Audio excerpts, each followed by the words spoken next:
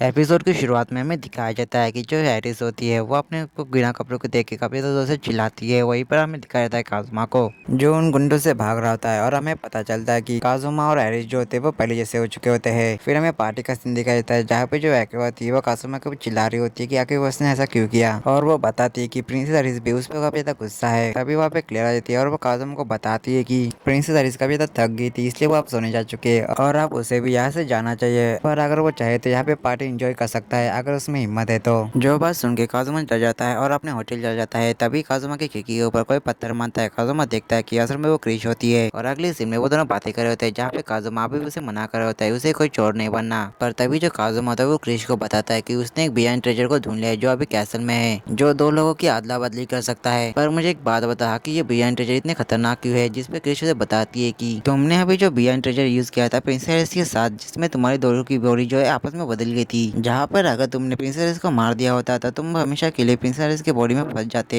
और तुम्हें हमेशा के लिए प्रिंसेस की जिंदगी जीनी पड़ती। और अगर इस ट्रेजर के बारे में किसी को पता चलता है तो वो इसका चीज का काफी ज्यादा गलत फायदा उठा सकता है, इसलिए मैं तुम्हारी मदद चाहती हूँ। काजुमा ये सब सुनने के बाद फाइनली उसकी मदद करने के लिए तैयार हो जाता है। उसके बाद वो चोरी करने आ जाते हैं जहाँ पे उन दोनों की कॉस्ट्यूम सेम होती है, पर वही पर जो काजुमा होता है उसने वही वाला मास्क पहना होता है जिसे वनी ने उसे दिया था। तभी जो क्रिश होती है वो काजुमा को मिनियन कहती है जिसकी रिप्लाई में काजुमा क्रिश को बिग लेडी कहता है, जिसपे क्रिश कहती है कि मुझे बिग लेडी मत कहो, जिसपे काजुमा कहता है कि मुझे भी तुम मिनियन मत कहो। उसके बाद उन दोनों के बीच में बहस होने लगती है कि आखिर कैप्टन कौन बनेगा, जिसका फैसला करने के लिए वो दोनों रॉक पेपर सीजर खेलते हैं जिसमें काजुमा हार जाता है। उसके बाद वो आगे बढ़ते जहाँ पे उन्हें एक बार इसी वॉल को क्लाइम करना होता है। काजुमा जो होता है वो अपने बो एरो का इस्तेमाल करके वहाँ पे रस्सी को बांध देता है और उस रस्सी का इस्तेमाल करके वो दोनों अंदर जाते हैं जहाँ पे वो गार्ड से बचते हुए अंदर जा रहे होते हैं। पर तभी जो काजुमा होता है दो गार्ड को आते हुए देखता है, इसलिए काजुमा क्रिश को पीछे लेता है। पर जो क्रिश होती है वो समझ जाती है कि जो काजुमा है वो जानबूझ के उसे चिपकने की कोशिश कर रहा है, इसलिए उसे वो दूर होने के लिए कहती है। पर जो काजुमा होता है उसकी बात नहीं सुनता और उसे और भी ज्यादा चिपकने लगता है। क्रिश उसे कहती है कि अगर तुम ऐसा करोगे तो गॉडेस हैरी तुम पे काफी ज्यादा गुस्सा होंगी। पर इन दोनों की बहस की वजह से जो गार्ड होते हैं इनको इजीली ढूंढ लेते हैं, जिसकी वजह से उन दोनों को भागना पड़ता है। काजुमा जो होता है वो क्रिश के ऊपर चिल्लाने लगता है कि वो इतनी जोर से चिल्लाई क्यों। क्रिश कहती है कि इसमें तुम्हारी गलती थी। उसके बाद वो दोनों जो होते हैं वो ऊपर जाने लगते हैं जहाँ पे जो काजुमा होता है जो फर्श होता है उसे जमा देता है, जिसकी वजह से जो गार्ड्स होते हैं वो नीचे गिर जाते हैं। और वहीं पर वो दोनों जैसे ऊपर आते हैं जो क्रिश होती है वो अपनी थ्रेड का इस्तेमाल करके जो रास्ता होता है उसे ब्लॉक कर देती है। काजुमा और क्रिश को लगता है कि वो लोग अब सेफ है, पर तभी वो लोग देखते हैं कि उनके पीछे क्लियर और रिन होते हैं जिनके साथ काफी ज्यादा सोल्जर्स भी होते हैं, जिसकी वजह से उन दोनों का जाने का कोई भी रास्ता नहीं होता है। तभी जो क्रिश होती है वो ऊपर देखती है और उसे बाहर जाने का रास्ता मिल जाता है, पर जो काजुमा होता है उस चीज के लिए मना कर देता है और वो उसे बताता है कि कल उसे रोल कैसे से निकाल दिया जाएगा, इसलिए वो आज के दिन सब कुछ निपटाना चाहता है। तभी जो काजुमा होता है उसे प्रिंसेस की याद आती है जो एक प्रिंसेस होने के बावजूद भी अपने मन से कुछ भी नहीं कर सकती थी, जिस चीज को याद करके जो काजुमा होता है कभी सीरियस रहता है। तभी जो क्लियर होती है वो काजुमा के ऊपर अटैक कर देती है, पर काजुमा से इजीली डॉज कर लेता है। और यहाँ पे जो काजुमा होता है वो अपने पूरे फॉर्म में आ चुका होता है। तभी वहाँ पे और भी गार्ड्स आते हैं, पर जो काजुमा होता है बिना डरे उन सभी का सामना करने लगता है और उन सारे सोल्जर्स को टच करके उनकी पावर को एब्जॉर्ब कर रहा होता है। तभी जो रिन होती है वो काजुमा के अपने मैजिक से अटैक करने वाली होती है, पर जो क्रिश होती है इस चीज को कैंसिल कर देती है। पर तभी हमें देखने को मिलता है कि जो क्रिश ने जो थ्रेड लगाए होते हैं वो अब कट चुके होते हैं और उसने काटने वाला समय मिसुरुगी होता है। मिसुरुगी को देखकर रिन और क्लियर जो होते हैं वो काफी ज्यादा खुश होते हैं कि अब ये चोर भाग नहीं पाएंगे। मिसुरुगी जो होता है वो क्लियर से कहता है कि वो इस सिल्वर वाले बालों वाले लड़के को संभाले और वो इस ब्राउन वाले बालों वाले लड़के को संभालेगा। वहीं पर जो क्रिश होती है वो काजुमा से पूछती है कि क्या वो सच में एक लड़का दिखती है, जिसपे काजुमा उससे कहता है कि जो चीज उसे लड़की बनाती है वो चीज तो उसके पास है ही नहीं। जो बात सुन के जो क्रिश होती है वो मायूस हो जाती है। उसके बाद जो काजुमा होता है वो मिसुरुगी से लड़ने के लिए तैयार होता है जहाँ पे वो अपने स्टील मैजिक का इस्तेमाल करने वाला होता है, पर जो मिसुरुगी होता है वो इस चीज के लिए तैयार होता है।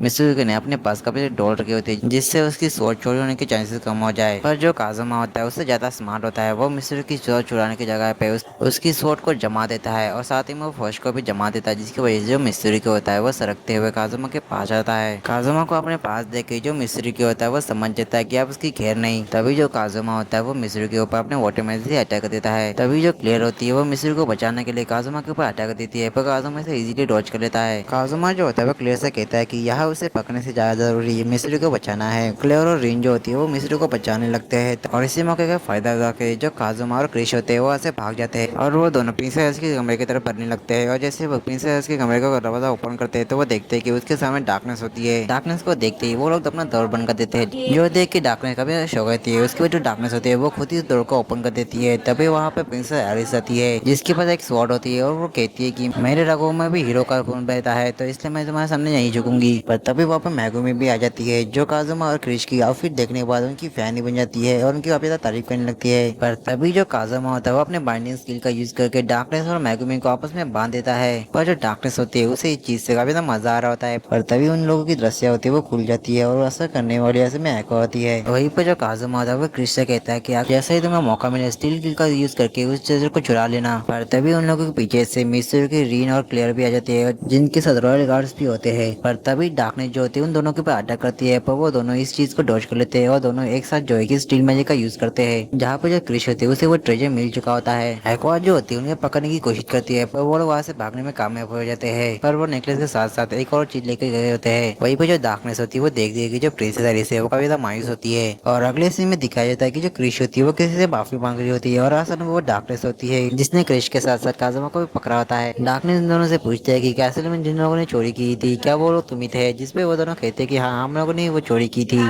क्रिश बताते हैं कि वो बस बियॉन्ड ट्रेजर को ही इकट्ठा कर रहे थे। फिर डार्कनेस आगे पूछते हैं कि क्या तुमने बस उस नेकलेस को चुराया, इसके अलावा और कुछ नहीं, जिसपे काजुमा बताता है कि उसने गलती से प्रिंसेस एलिस की रिंग चुरा ली। जिसपे क्रिश उस पर चिल्लाने लगते हैं कि आखिर उसने ये रिंग क्यों चुराई, जिसपे काजुमा कहता है कि तो अच्छी बात है कि उसके हाथ में रिंग लगी, ना कि प्रिंसेस एलिस की अंडरवेयर। तभी जो डार्कनेस होती है वो काजुमा से कहती है कि इस रिंग के बारे में तुम किसी को भी नहीं बताओगे, जिसपे काजुमा कहता है कि वो ईमानदारी से इस रिंग को वापस कर देगा। जिसपे डार्कनेस कहती है कि ऐसा करने के बारे में बिल्कुल मत सोचना, क्योंकि जो रिंग है प्रिंसेस एलिस तभी निकाल सकती है जब उसकी शादी होने वाली है, और ये रिंग जो है प्रिंसेस एलिस अपने हस्बैंड को ही दे सकती है। और अगर किसी को पता चल गया कि ये जो रिंग है वो काजुमा के पास है तो रॉयल फैमिली जो है इस सीक्रेट को छुपाने के लिए तुम्हें एग्जीक्यूट कर देगी। इसलिए काजुमा इस रिंग की जिम्मेदारी अब तुम्हारे ऊपर है, तो इसे संभाल कर रखना। और फिर हमें दूसरे दिन दिखाया जाता है जहाँ पर जो डार्कनेस होती है वो प्रिंसेस एलिस को उस नेकलेस के बारे में सब कुछ बताती है। प्रिंसेस एलिस को लगता है कि जो चोर थे वो बस प्रिंसेस एलिस की जान बचाना चाहते थे, इसलिए उन्हें लगता है कि वो बुरे नहीं है। जो चीज रिन और क्लियर को भी सही लगती है, बट अभी जो काजुमा होता है वो बताने वाला होता है कि वही वो चोर है। पर जो डार्कनेस होती है वो उसे रोक देती है। काजुमा को लगता है कि जो प्रिंसेस एलिस है वो उसमें ब्राउन हेयर वाले लड़के के ऊपर इम्प्रेस होती है, पर आरिस बता देती है कि वो असल में सिल्वर हेयर वाले लड़के के ऊपर इम्प्रेस है। जो बात सुनकर काजुमा काफी ज्यादा मायूस हो जाता है। और फाइनली हमें देखने को मिलता है कि जो काजुमा होता है उसके जाने का टाइम हो चुका होता है। पर तभी जो प्रिंसेस एलिस होती है वो काजुमा के लिए एक रिक्वेस्ट लाई होती है, पर बीच में से टोकते हुए डार्कनेस उसे कहती है कि काजुमा का ये इंटेंशन है कि वो डेविल किंग को हराए। जो बात सुन के जो प्रिंसेस होती है वो काफी ज्यादा एक्साइटेड हो जाती है कि काजुमा काफी ज्यादा डिफिकल्ट टास्क लेने वाला है। प्रिंसेस एलिस की एक्साइटमेंट देख के जो काजुमा होता है वो उससे कहता है कि अगर उसे मौका मिला डेविल किंग के साथ लड़ने का तो वो उसे जरूर आएगा। प्रिंसेस एलिस कहती है कि अगर ऐसी बात है तो आपको एडवांस में गुड लक बड़े भैया।